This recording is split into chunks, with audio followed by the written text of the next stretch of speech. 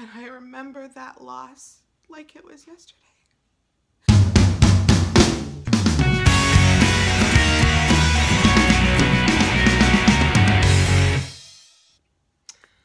Hi guys, welcome back. It is me, Drew, and today's video that I have for you is going to be probably a video that is a little bit more emotional, one of my more emotional, deeper, heavier style topic of videos. So really quick, before you start watching this, if you are somebody who maybe is not in an amazing place emotionally, this may or may not be the best video for you to watch, simply because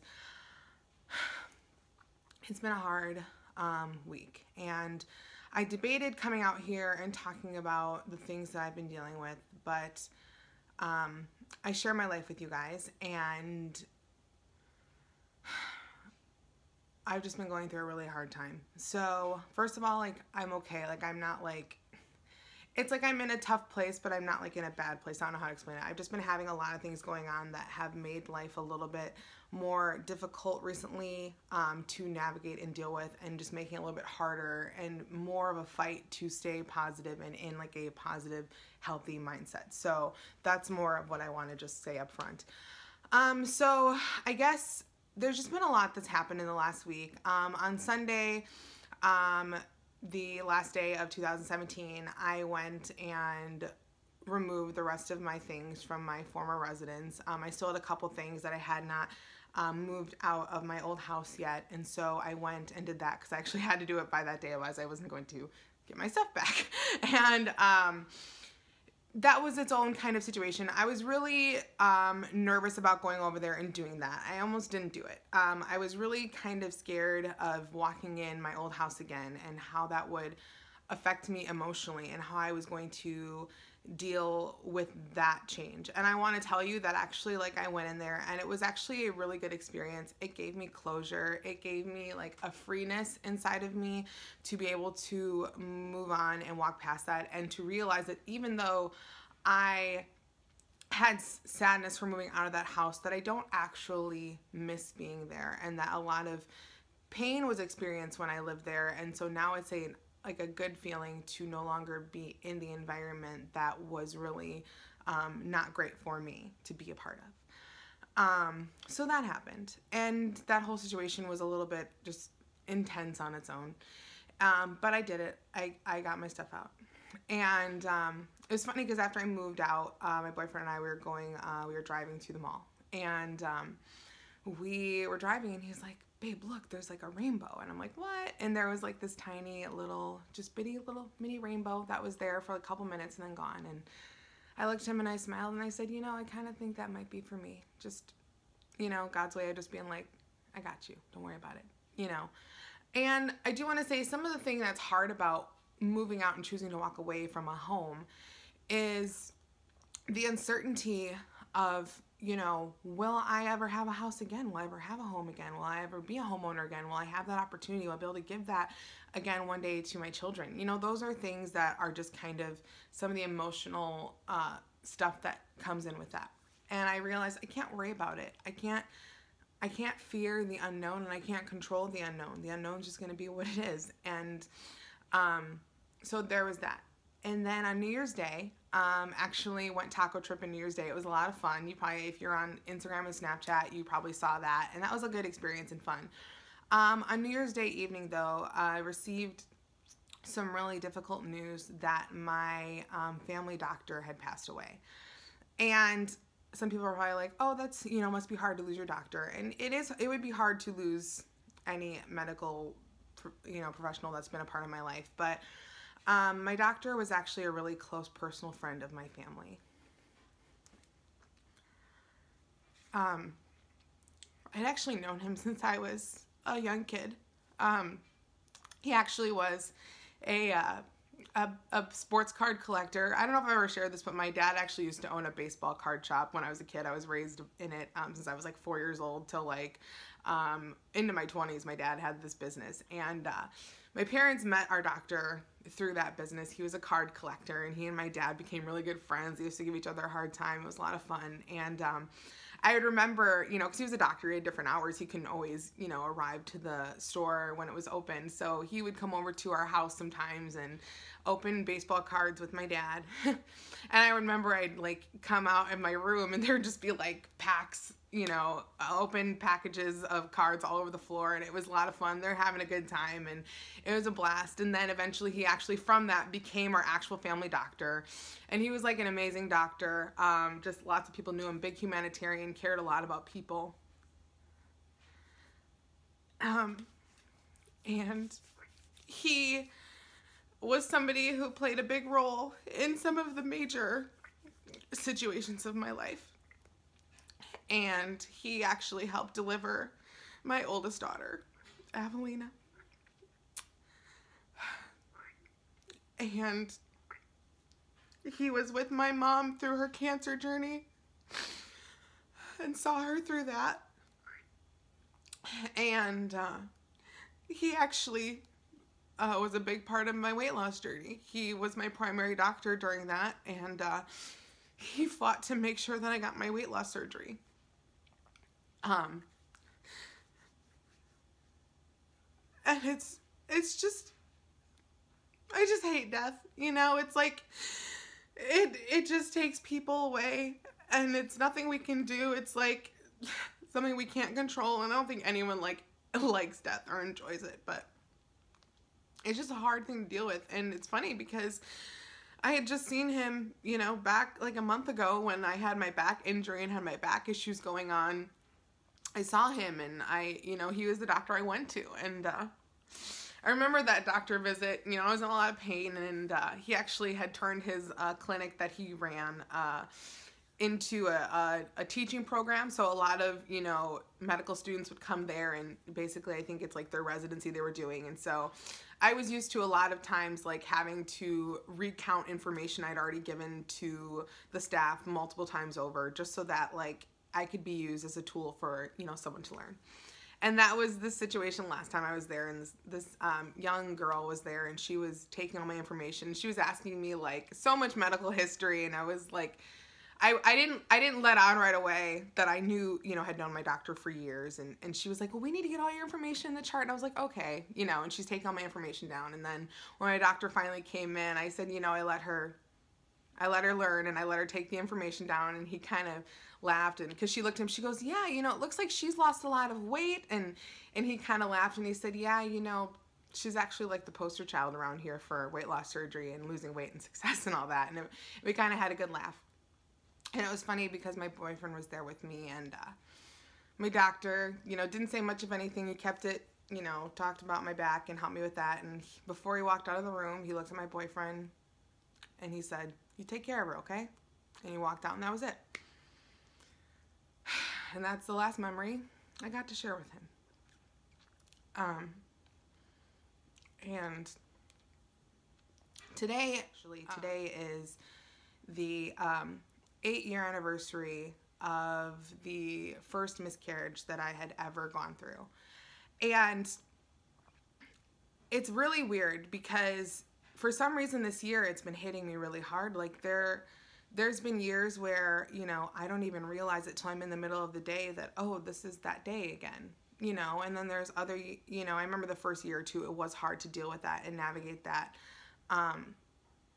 and deal with that sadness. But 8 years later, it's kind of bizarre to me that it's like affecting me so much. And I don't know if it's just like the reality of, you know, my doctor passing away or whatever, but I'm just having a hard time with it. I'm feeling that loss a lot this week. It's something that I've not been able to deal with a lot emotionally. And for whatever reason, like I said, it is just hitting me extremely, extremely hard.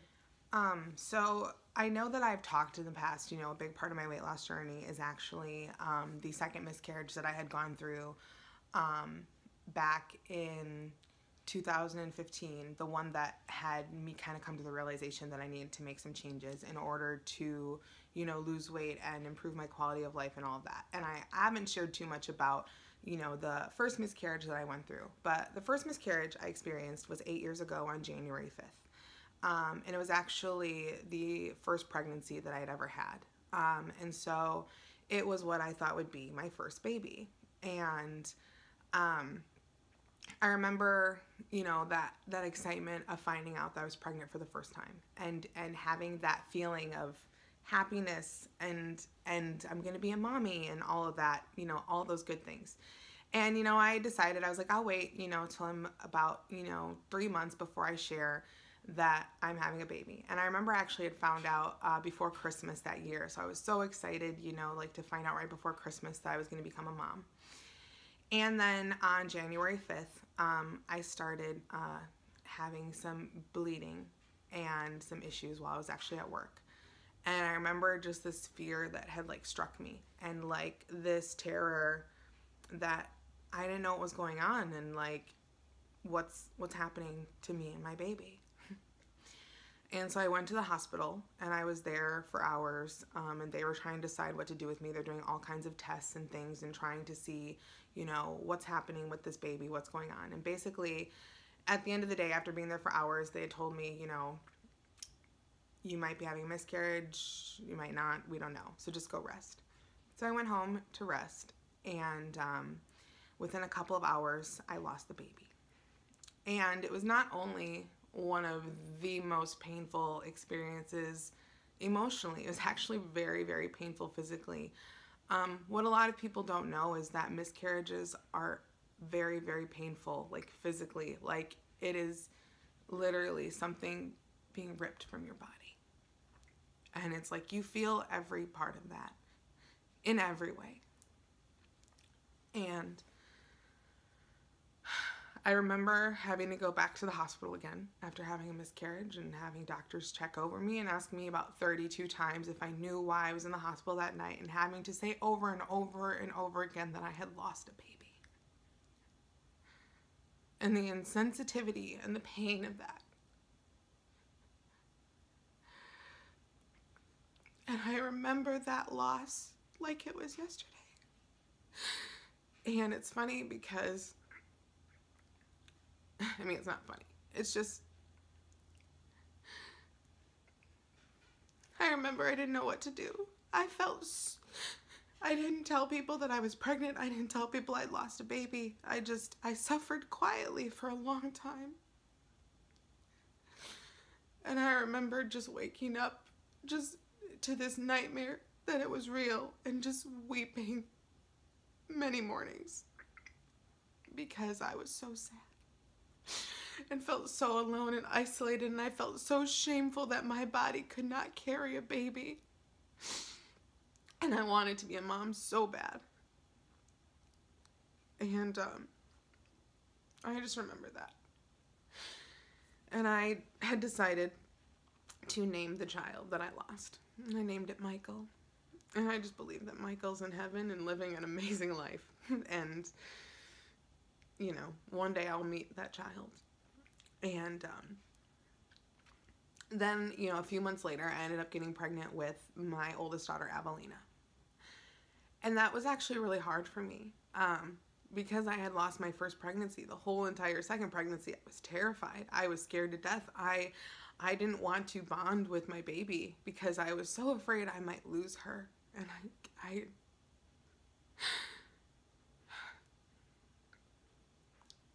and she was born healthy, happy, amazing. And, I know now, obviously, that everything has a plan and a purpose, and that God has a plan for everything. And, even though I feel the loss of the child that I never had, I also know that had I not experienced that, I wouldn't have my daughter Avelina. And it's that weird mental thing where it's like you love all your children. You would have loved every child. It's just that thing, though, where it's like you have to find a way to make sense of it anyway and move forward. And so I'm just really sad today. I'm okay. I still went to the gym 4 times this week. I actually went on a Friday. And if you know anything about me, I hate going to the gym on Fridays. Like, Friday is like I don't go to the gym day. And I went on a Friday. That's how committed I am. And, I'm still taking care of myself. I'm still, doing for myself. I'm still, getting up, putting on makeup, which is something that I use to creatively express myself. And I'm still finding joy in this time of sadness. but I'm still feeling the sadness. And like I said, I debated of whether or not I want to come out in here and share. I don't ever mean to, you know, bring you guys down or bring sadness into your world. But at the same time, I have realized the value in sharing about our pain and how we can help each other and we can grow through it, and that there is no shame in sadness. There is no shame in pain. And everyone deals with it differently. And, you know, pain is unavoidable. Sadness is unavoidable. But how we choose to navigate it is something that we do have control over. So we can't control when these bad things happen, like someone passes away, or we lose babies, or we lose marriages, or we lose homes, or we lose things that we thought we had control over, or we lose things. But we can control how we deal with it and respond and move forward. We can control our outlook. We can choose to stay positive in the face of darkness. We can choose to keep our light on in the wake of sadness. We can still give people smiles and happiness in the middle of our greatest moments of pain, because we choose. And so while this has been a really hard week for me, and it's been a hard time, and it's been very hard, I still smile, and I still choose to be kind to people. And I think another reason I wanted to come out here and share today is because you don't really ever know what someone's going through unless they tell you. And I see so often that people are negative and mean on the internet or in person to people that whatever, and you have no idea what that person is facing or dealing with. And so I wish I had more inspiration for you today. I wish I could come out here and give you some wonderful words of beautiful wisdom that just turn this whole thing around and make sense of it. I don't have that today. I have love for you. I have care and compassion for you. I have happiness for you and what you are going through, dealing with, and I have unspeakable joy in the middle of a very hard time in my life. And I don't want you to worry about me. I'm gonna be okay. I'm gonna be fine. I'm gonna navigate through this. Even though I have pain, I still have happiness. I still have good things happening. Just know that I love you. I care about you guys so much. And I know that you guys share with me some of the hard things you're going through. And I know some people are facing way bigger mountains than I've ever had to climb or ever will. Just know that I'm here for you. I pray for you and I love you. So that's all I have for you guys today. But if you want to see more photos of me, you can check me out on Instagram, Snapchat, and on Twitter at Justlikedrew, spelled the same way as down below. If you want to be a part of the Just Like Drew crew or the Just Like Drew family, you can click the red subscribe button down below this video on YouTube and join our forever family. It's literally the best ground with anybody and everybody can be in our crew. I love you guys so stinking much. And if you like this video and you want to see more from me, you know what to do. Just like Drew, have an amazing day, have an amazing week, have an amazing life. And I will talk to you guys soon. I love you. Bye. Mail saying like, hey, we got your package down at the post office. Come get it. And I was like, oh my God, my package is here. I go to get it and they're like, you owe us $2.87 before we give you